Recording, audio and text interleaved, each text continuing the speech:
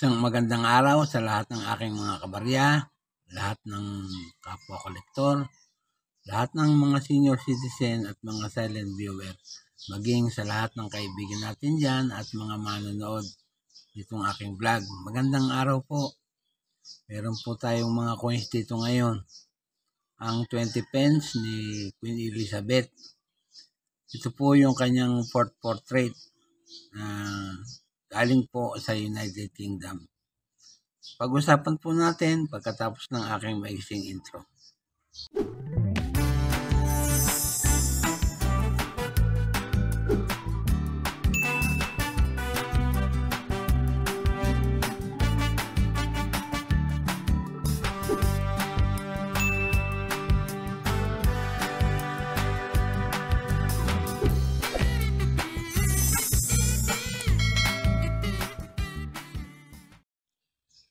At narito nga po sa inyong harapan ang 20 pence ni Queen Elizabeth II. Ito po yung kanyang portrait. Pag-usapan natin. Sa obverse na bahagi po ay makikita natin ang larawan ni Queen Elizabeth II. Sa bandang gitna, ayan, na nakasuot ng kanyang crown. Crown ng Great Britain at saka yung Ireland. Tapos po may legend na nakasulat paikot. Elizabeth II, DG, Reg, FD. Tapos po yung petsa ng pagkakagawa. Ayan. Ang legend po niyan ay Elizabeth II, Del Gracia Regina, Fidei Defensarix. Ang translation, Elizabeth II, by the grace of God, Queen, Defender of the Faith. Ang engraver po niyan ay si Ian Front Broadley. Yan po. Sa reverse na bahagi naman, ay makikita natin ang bahagi ng Royal Shield. Yan po. Ito po ay yung kanang bahagi ng kanilang Royal Shield. Tapos may denomination na nakasulat sa bandang ibabaw. Yan, 20 pence. Ayan. Ang engraver naman po niyan ay si Matthew Dent. Ang edge po ay plain. Yan. Ginawa po yan sa Royal Mint, Lancaster, United Kingdom. Papagawa po sila ng coin noon, magbuhat 1968 hanggang sa kasalukuyan. Yun nga pong coins na yan ay nanggaling sa United Kingdom.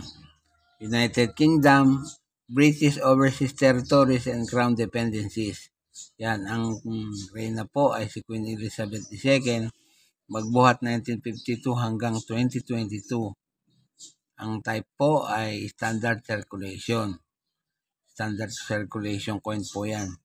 Umiral noong 2008 hanggang 2015. Ang value po ay 20 pence. Kung i-convert po natin sa Philippine peso, nagkakalaga po yan ng 14 pesos. Yan, ang currency, pound sterling. Ang composition po, copper nickel. Tumitimbang po ng 5 grams, may diameter na 21 mm at kapal na 1.7 mm. Yan. Ang hubog naman po, equilateral carved. Yan po, ay heptagon o 7-sided. May technique na ginamit po dyan ay build at ang orientation ay middle alignment. Nag-iwan po yan ng number na M number 56228 at reference number na KM number 111, 5P number G4. Noong pong 2011, nagpagawa po ang United Kingdom ng 191,625,000 na piraso ng coin na yan. o 36%. Yan. Kaya po dito sa numista may mga presyo na po. Yung pong good, very good, fine at very fine, nagkakahalaga po ng 14 pesos. Ang extra fine naman po at almost uncirculated ay 18 pesos. Tapos po yung uncirculated ay 86 pesos. Pagdating naman po sa proof coins, como 0.8% lamang po sa frequency. Kasi napakaliit po ng pinagawa. 28,974 lang po na piraso. Ang presyo po dito sa numista ay 180 pesos yung kanyang proof coins. Dito naman po sa eBay, pag proof coins ang inyong barya, nakakahalaga po ng $33.95. At yung isang eBay natin, nakakahalaga po ng $23.99. Dito po sa isa, kung 2010, ang inyong 20 pence, ang halaga po niyan ay $60. Ngayon po, kung po yan po ay graded na-grade na sa PCGS, nagkakahalaga po yan ng $182.75.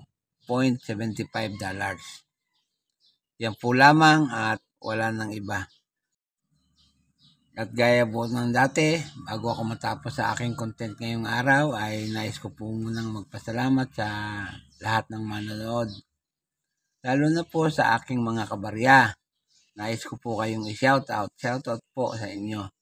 Lahat ng aking kapwa-kolektor. Lahat ng senior citizen. Lahat ng mga silent viewer. At katulad po ng nasabi ko, nagpapasalamat po ako ng marami sa lahat ng subscriber na unti-unting nadagdag sa aking channel. Marami pong salamat sa inyong panonood. At sa huli, ay masabi kong mabuhay tayong lahat.